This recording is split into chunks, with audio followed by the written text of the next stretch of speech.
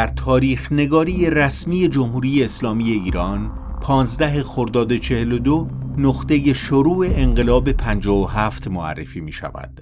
واقعی که زمین ساز اعتراضات و سلسله وقایع خونین سالهای بعد شده و تاریخ معاصر ایران را تغییر می دهد. در مورد اینکه آیا 15 خرداد را می توان نقطه شروع انقلاب ایران دانست یا نه، البته دیدگاه‌های متفاوتی وجود دارند، اما این واقعه بی تردید نخستین رویارویی بزرگ خیابانی حامیان آیت الله خمینی با حکومت پهلوی محسوب می شود.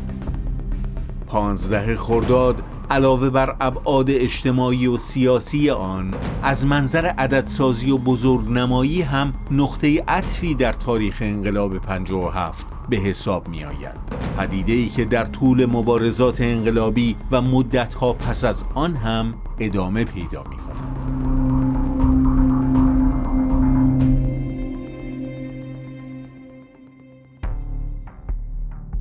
نقطه شروع وقایع 15 خرداد دستگیری آیت الله خمینی است. 2 روز پس از آن که در سخنرانی تندی حکومت وقت را ضد اسلام دانسته و محمد رضا شاه پهلوی را تلویحاً به سرنگونی تهدید می کند.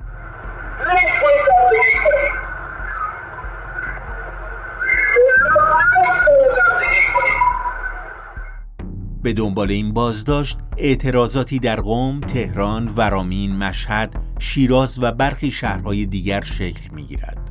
اعتراضات به خشونت کشیده می‌شوند و تعدادی از مردم جان خود را از دست می‌دهند. اینجا به من رسوندن که 15,000 آدم را کشتند. ما می‌خواستیم بهره برداری برای اسلام بکنیم. 15,000 جمعیت در 15 شهریور در 15 خرداد از دست مسلمانان اونطوری که میگفتن رفت.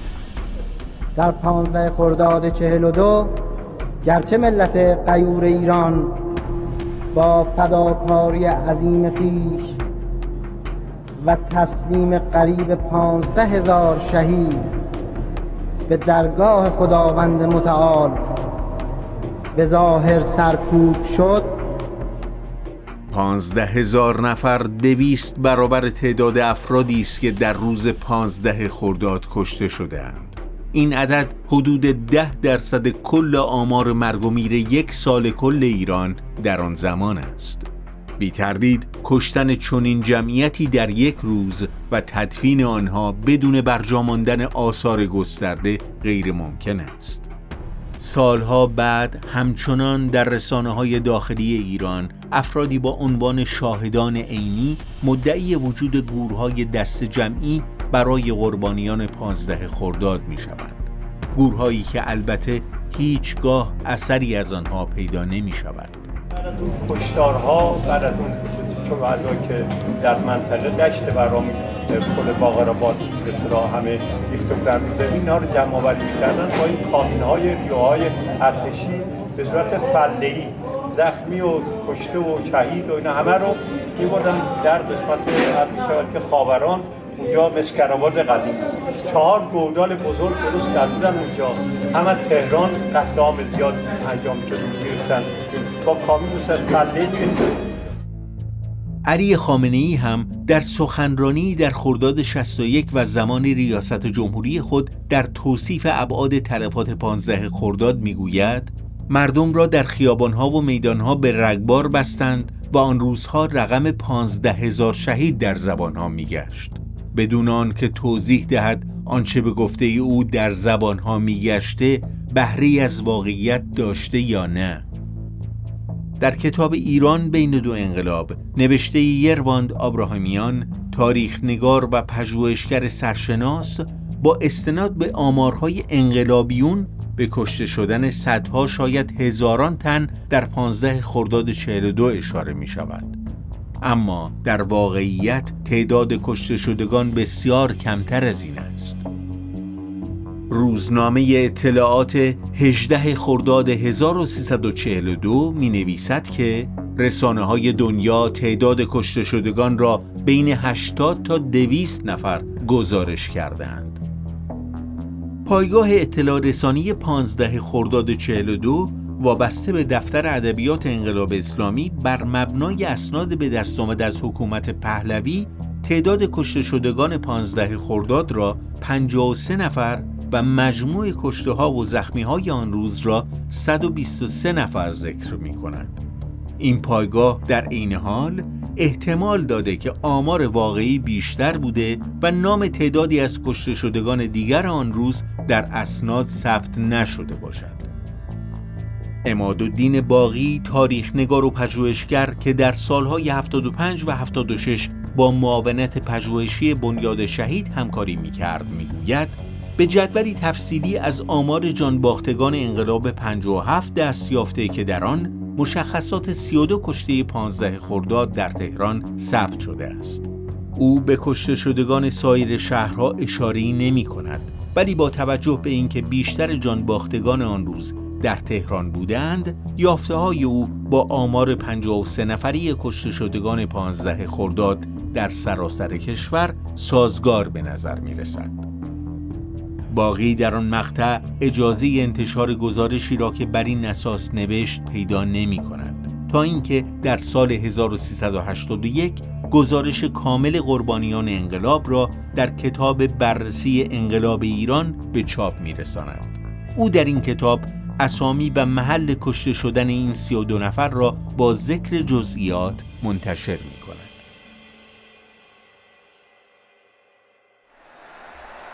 قبل از 15 خرداد در سال 1341 و آغاز سال 1342 قضایای مهمی اتفاق افتاد. در 2 فروردین 42 حادثه مدرسه فیضیه پیش آمد و ضرب و جرح طلاب علوم دینی. در تصویرسازی‌های جمهوری اسلامی از کتاب‌های تاریخ گرفته تا سریال‌های تلویزیونی، حادثه مدرسه فیضیه به عنوان سرکوب خونینی جا افتاده که در آن طلاب کشته و زخمی شدند، از پشت بام پرتشان کردند و شکمشان دریده شده. مطابق این روایت کشتار آنچنان گسترده است که 40 روز بعد مجموعه مراسمی با عنوان 40م شهدای مدرسه فیضیه برگزار می شود و چند هفته بعد سخنرانی اعتراضی آیت الله خمینی در روز عاشورا به دستگیری او و وقایع 15 خرداد می انجامد. واقعه فیضیه در نتیجه کشمکش میان حکومت و روحانیون بر سر لایحه انجمن‌های ایالتی و ولایتی اتفاق می‌افتد. مخالفت روحانیون با این لایحه در مهر ماه 1341 آغاز می‌شود. اعطای حق رأی به زنان و غیر مسلمانان از جمله نگرانی‌های روحانیون در مورد این لایحه است و کشمکش‌های آنها با دولت در نهایت منجر به لغو تصویب نامه لایحه در 7 آذر 1341 می شود. با وجود این، برگزاری همه‌پرسی 6 بهمن 1341 برای اجرای مجموعه تغییرات اقتصادی و اجتماعی کشور که به انقلاب سفید شهرت می‌یابد، بار دیگر باعث بالا گرفتن شعله اختلافات می شود. اجرای این تغییرات در همه‌پرسی رأی می‌آورد و آیت الله خمینی در واکنش به آن نوروز 1342 را عزای عمومی اعلام می‌کند. مراسمی که در روز 2 فروردین و مصادف با روز وفات امام صادق در مدرسه فیضیه برگزار می‌شود، با حضور ساواک و نیروهای شهربانی به خشونت کشیده می‌شود و واقعه فیضیه رقم می‌خورد. در روایت انقلابیون، کشته شدن جمع زیادی از طلاب در نتیجه درگیری‌های این روز قطعی فرض می شود تا آنجا که 10 اردیبهشت 1342 به عنوان 40م شهدای قم و فاجعه مدرسه فیضیه اعلام شده و روح الله خمینی و برخی مراجع دیگر به مناسبت آن اطلاعیه صادر می کنند. روح الله خمینی در اطلاعیه‌اش می نویسد: 40 روز است بازماندگان کشتگان مدرسه فیضیه بر عزیزان خود سوگواری می کنند. نمیدانیم چند نفر در زیر خاک و چند نفر در سیاهچالهای زندانها و چند نفر در پنهانی به سر میبرند. با این همه اما تنها یک نام منتشر می شود: سید یونس رودباری، طلبه‌ای که ادعا می شود از طبقه بالای فیضیه به پایین پرتاب شده، اما واقعیت آن است که او 3 هفته بعد از واقعه در روستای آغوزبان رودبار جان می بازد. خدا رحمت کنه امام و من جواب این مادران داغیده رو چه بدم، جواب این چیزا رو چه بدم. اینا کشته مدرسه فیضیه به نظر من نداشت، فقط یک سید یونس رودباری بود که بعدها نوشتن اینا، اونم یک مقدار کسالت داشت، مثل که رفته بود حمام، بنده خدا تو حمام قلبش گرفته بود و مرده بود. اینا گفتن که ها این از مدرسه فیضیه. علی اصغر مروارید از نزدیکان آیت الله خمینی و از شاهدان عینی وقایع فیضیه است. اما به جز صحبت‌های او، روایت دیگری هم در سایت آیت الله خمینی وجود دارد که با کمی اختلاف در جزئیات مرگ رودباری را در زادگاهش تایید می‌کند. برای خمینی و بسیاری از انقلابیون مرگ رودباری دستمایه‌ای برای جا انداختن تصویری از یک کشتار گسترده می شود. مرکز اسناد انقلاب اسلامی وابسته به وزارت اطلاعات در سالهای اخیر سندی منتشر کرده که نشان می دهد ساواک کشته شدن 1 نفر در مدرسه فیضیه را تایید کرده. در گزارش مرکز اسناد اینطور القا می شود که فرد کشته شده همان یونس رودباری است، اما این ممکن نیست. در واقع تاریخ ذکر شده در گزارش با زمان مرگ رودباری همخوانی ندارد. اگر این سند صحت داشته باشد، به احتمال زیاد فرد کشته شده کسی است که در گزارش‌های همان روزهای کیهان و اطلاعات با عنوان یک دهقان معرفی شده. اما مطابق این گزارش‌ها او نه به دست نیروهای حکومتی که در درگیری با روحانیون در فیضیه و بر اثر اصابت سنگ جان باخته است. در هر صورت با وجود اثبات بی‌مبنا بودن ادعای کشتار روحانیون در واقعه فیضیه، طبیعتاً اعتراف به این واقعیت برای سخنگویان جمهوری اسلامی ایران آسان نبوده است. علی خامنه‌ای در سخنرانی در سال 1370 اذعان می‌کند که حادثه مدرسه فیضیه حادثه بزرگی نبود و ابعاد خیلی زیادی نداشت، اما به گفته او روح الله خمینی توانست آن را برای به حرکت درآوردن مردم ایران مورد استفاده قرار دهد.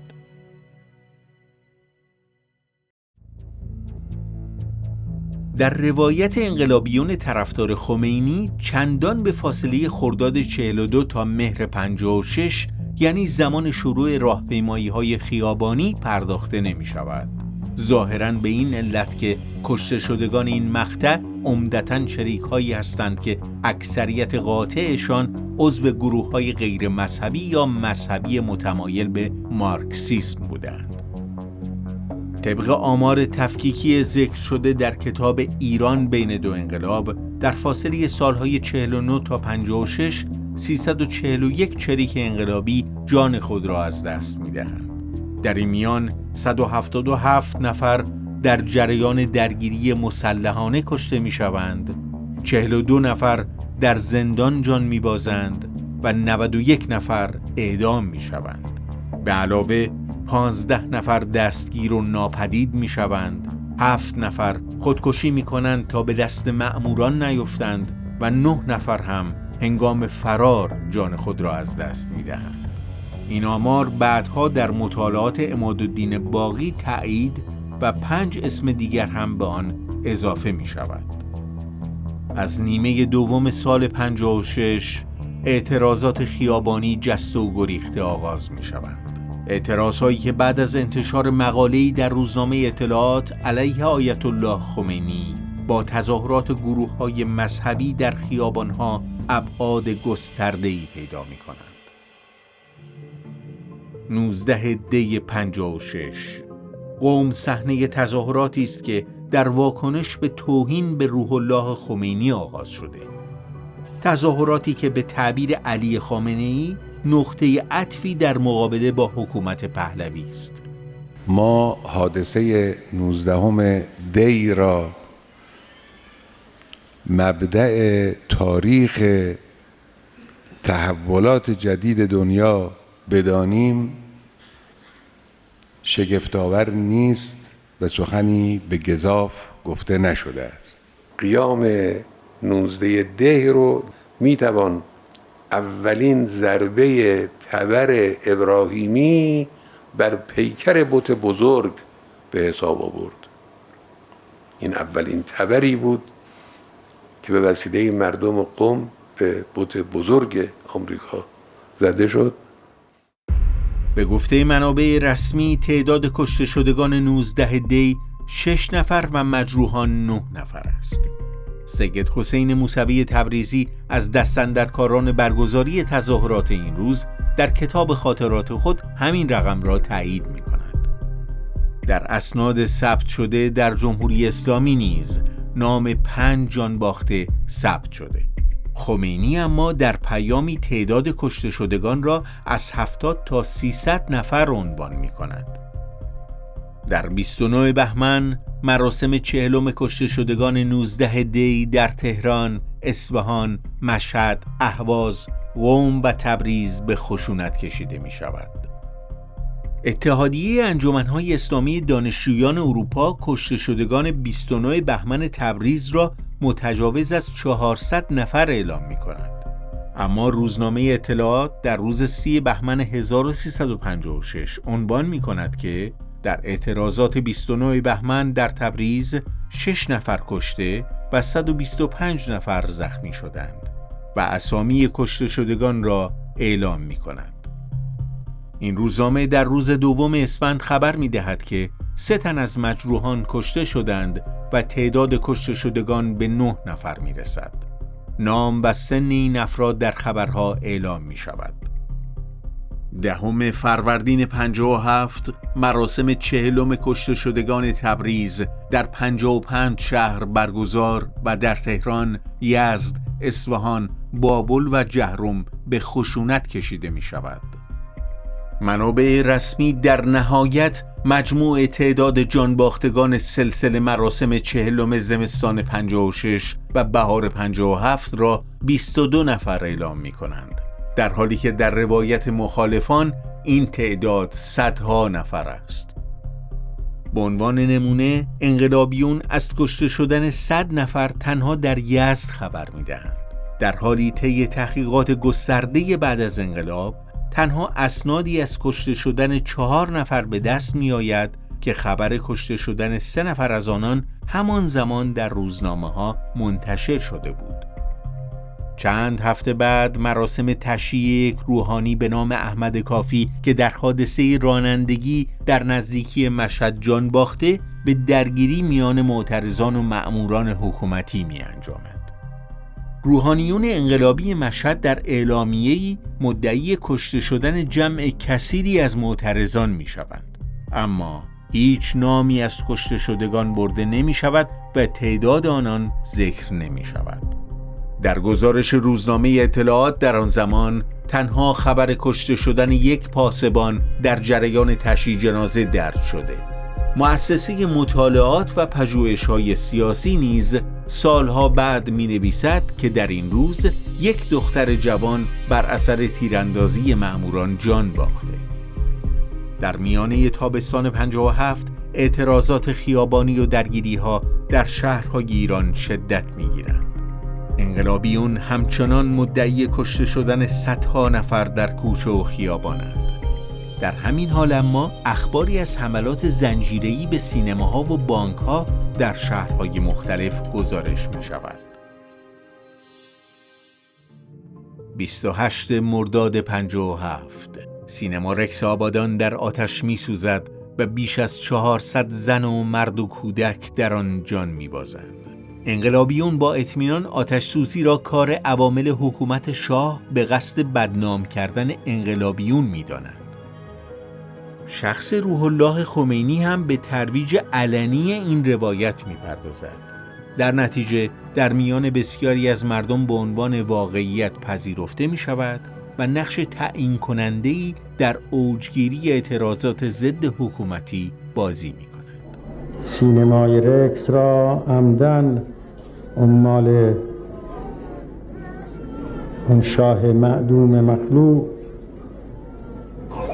آتش زدند و شاید نظرشون اما شواهد دست داشتن حامیان آیت الله خمینی در آتش سوزی آنچنان زیادند که 1.5 سال پس از پیروزی انقلاب تعدادی از آنها در دادگاه رسیدگی به این فاجعه محاکمه می شوند.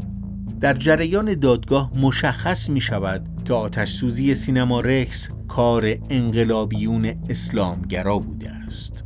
با هم صحبت کرد، گفت که اگر دوست داشته باشی نه خیلی شرکت بکنی به چند تا از بچه هایی که تو مبارزه هستن معرفی میکنم. در آمار جمهوری اسلامی قربانیان سینما رکس در فهرست شهدای انقلاب شمارش می شوند، هرچند آنها را در واقع باید جزو قربانیان نیروهای انقلابی حساب کرد. در 17 شهریور 57 پرتلفات‌ترین تظاهرات خیابانی دوران انقلاب رقم می‌خورد.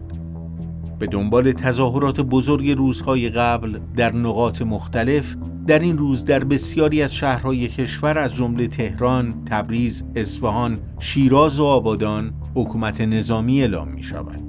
تظاهرات در تهران و به ویژه در میدان ژاله به شدت سرکوب می‌شود. فرمانداری نظامی تهران روز 18 شهریور اعلام می‌کند که در تظاهرات روز گذشته پایتخت 58 نفر کشته و 205 نفر زخمی شدند. بنا به اعلام حکومت آمار کشته‌ها تا روز 20 شهریور به 95 نفر می‌رسد. انقلابیون اما از 4000 کشته در یک روز صحبت می‌کنند.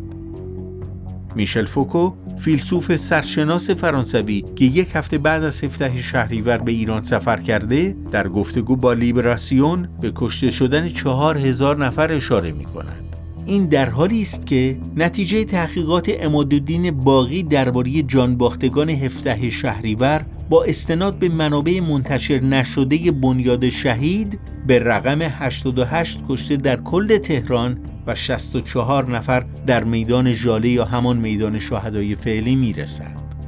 این آمار به اندازه کافی بزرگ و تکان دهنده است، اما ظاهراً به چشم انقلابیون کافی به نظر نمیرسد.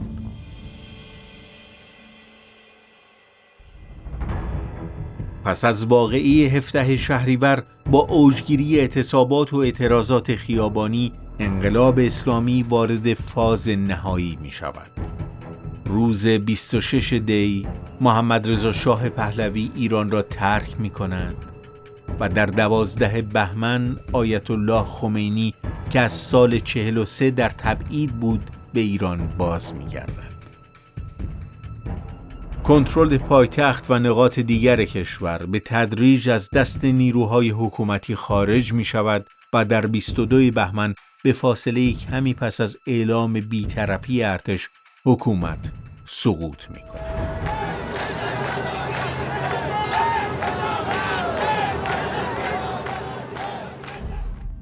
در 2 روز پایانی انقلابیون که با تسلیم گروهی از نظامیان، خلع سلاح برخی دیگر یا دسترسی به اسلحه خانه‌ها در سطح وسیعی مسلح شده اند، به تصرف پی در پی پاسگاه‌های پلیس و ژاندارمری، پادگان‌های ارتش و سایر مراکز حکومتی می‌پردازند. درگیری‌های مسلحانه در روزهای آخر در بالاترین سطح در مقایسه با سایر مقاطع انقلاب قرار دارند. بیشترین تعداد کشته شدگان دوره انقلاب نیز در همین روزها ثبت می شوند. مطابق آمار ثبت شده در روزنامه‌های آن زمان، طی روزهای 21 و 22 بهمن 57 حدود 950 نفر از انقلابیون در درگیری با نیروهای حکومتی جان خود را از دست می دهند که تقریباً 1/3 کل جانباختگان مقطع 15 ساله منتهی به پیروزی انقلاب را شامل می شوند. در حقیقت مطابق اسناد بنیاد شهید که در کتاب بررسی انقلاب ایران مورد استناد قرار گرفتند، تعداد کل کشته شدگان انقلاب از ابتدای سال 42 تا 22 بهمن 57 3164 نفر است. انقلابیون اما با اطمینان از 60,000 کشته حرف میزنند. آماری دروغ که نه تنها طی دهه‌ها در روایت‌های متعدد رسانه‌های حکومتی تکرار شده که در اظهارات شخص آیت الله خمینی و حتی در مقدمه قانون اساسی جمهوری اسلامی ایران هم به صراحت مورد تأکید قرار گرفته. شما در کشوری آمدید که پس از این که قریب 60,000 شهید داد و بیش از 100,000 معلول گذاشت و قریب 50,000 خانواده های بی سرپرست به جا گذاشت، آمدید و در این کشور واقع شدید که این مصیبت ها را داشته است. نهال انقلاب پس از 1 سال و اندی مبارزه مستمر و پیگیر با باروری از خون بیش از 60,000 شهید و 100,000 زخمی و معلول و با برجای نهادن میلیاردها تومان خسارت مالی در میان فریادهای استقلال، آزادی، حکومت اسلامی به ثمر نشست. عبدالله نوری از چهره‌های بسیار نزدیک به روح الله خمینی که بعد از انقلاب به سمت‌های مهمی رسید، در یادداشتی در روزنامه شرق با اذعان به دروغگویی عامدانه انقلابیون برای پیشبرد اهدافشان میگوید: ما جهت تخریب رژیم شاه گاه احساس وظیفه می‌کردیم که یک شهید را 10 برابر کنیم یا هر آنچه بر زبان و قلممان جاری می شود بگوییم و بنویسیم و احساس می کردیم چون ما روحانی هستیم یا انقلابی هستیم یا اهل نماز و روزه و به عبارتی ظاهر و صلاح هستیم، خدا هم با ماست و ما مشمول عفو پروردگار خواهیم شد.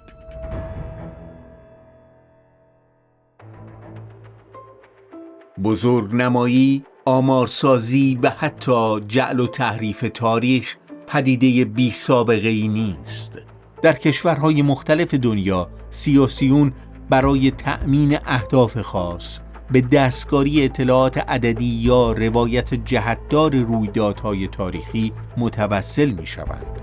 ولی اینکه به عنوان نمونه انقلابیونی آمار کشته شدگان خود را 10 برابر بزرگ کنند و حاصل ضرب را در قانون اساسی بیاورند، از نوعی بی‌پروایی نامتعارف در دروغگویی حکایت دارد.